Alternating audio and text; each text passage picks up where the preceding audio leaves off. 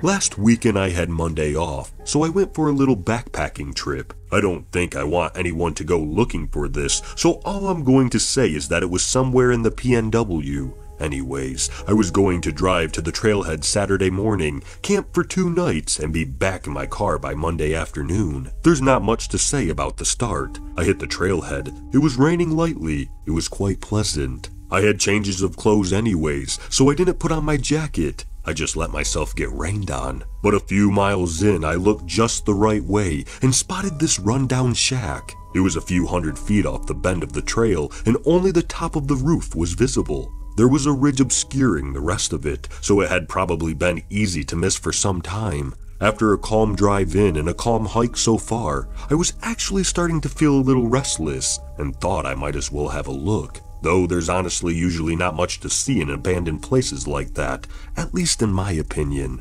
It was a weird building. I couldn't really call it a shack anymore. I was expecting it to be on 1 floor, but as I came over the ledge, I realized it was a skinny 2-story building. It had a slanted wooden roof covered with some sort of finish only on the top. Whoever made this, altogether it felt like a pretty lazy job. I don't even know what they used to cut the wood. The surface of the planks everywhere seemed bumpy and uneven, and some spots were rotting, even in the inside from the humidity. Anyways, I tested my footing as I stepped in. I could see the floor was probably a few inches off the ground. There was some grass growing through the cracks. I don't even know how you were supposed to get up to the 2nd floor. I think there must have been a rope or something on the outside. The tallest wall up there was open, and I was thinking about trying to climb up there, but I'm glad I didn't. The inside was about 10 by 10, and there was really nothing else to say of the construction. No furniture, no storage, no tools hung up.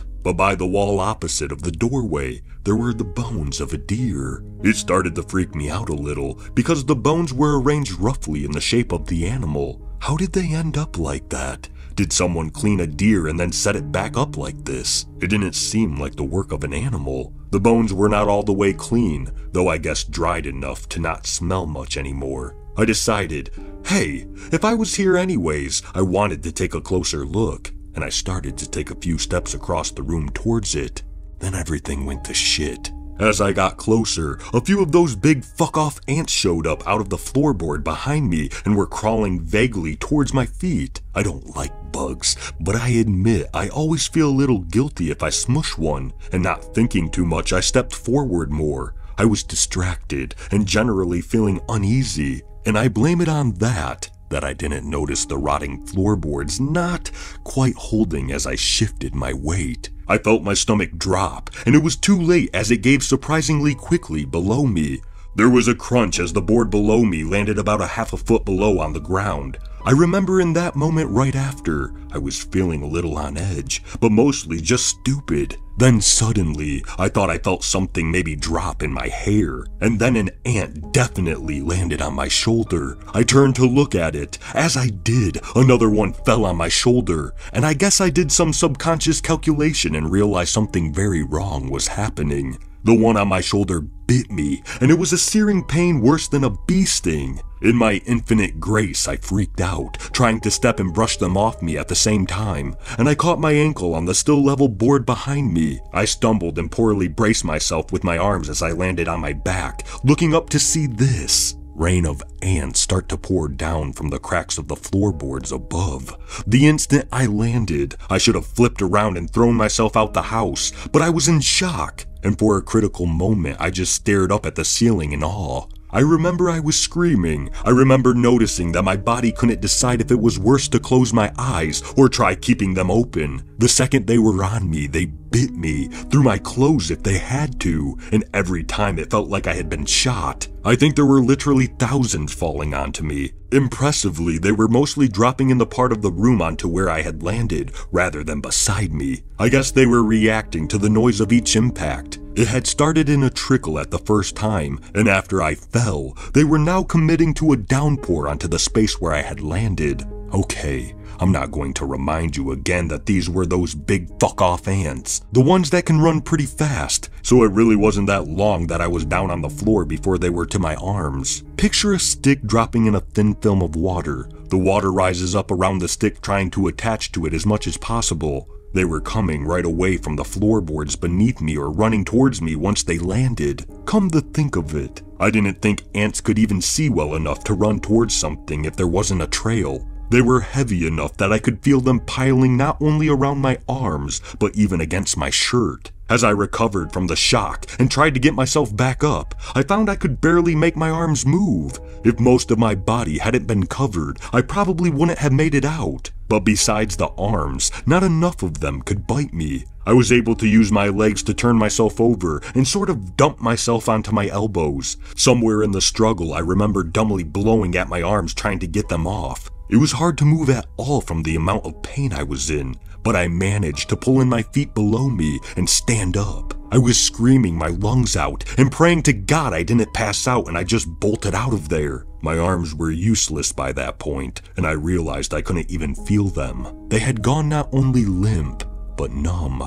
There was a stream downhill, and I just headed for that. Near the edge of it was steep and muddy. I slipped on the way in and just fell back against the muddy bank, walking crouched down in the stream like an idiot until I got somewhere I could lie sideways and fit all of myself underwater. Managing to hold my breath for a few seconds, the pain did not at all stop, but it seemed the bites had. I stuck myself out of the water and thank fuck the ants had come off.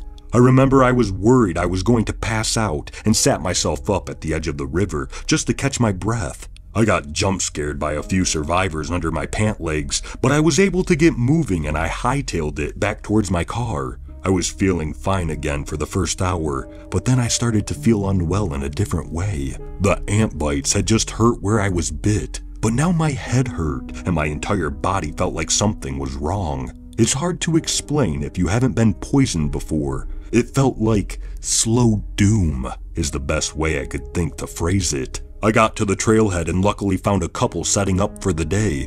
I tried to put on a casual enough face asking them for help, but I guess with the arms and everything they weren't buying it and rushed me out of there to the closest hospital.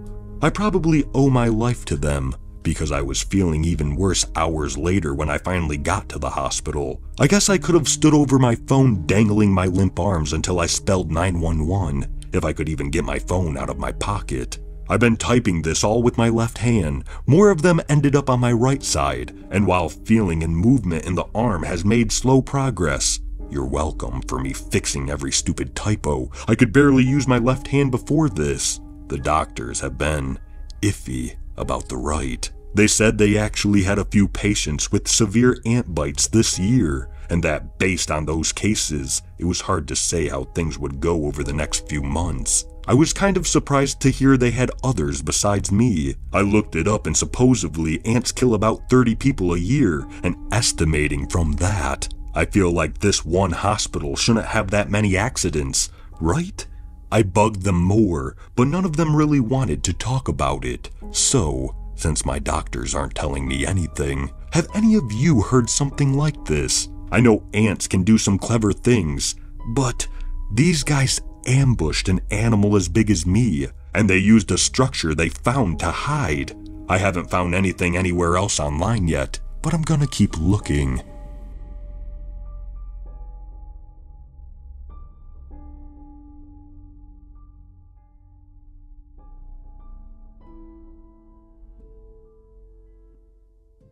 Thank you for listening to I Nearly Got Outsmarted by Some Bugs by Wanawaku. If you enjoyed this story, please leave a like, and if you enjoy hearing stories from me, please subscribe and become a resident of Hill Street and let me know how I'm doing in the comments. And I hope all of you have a fantastic night.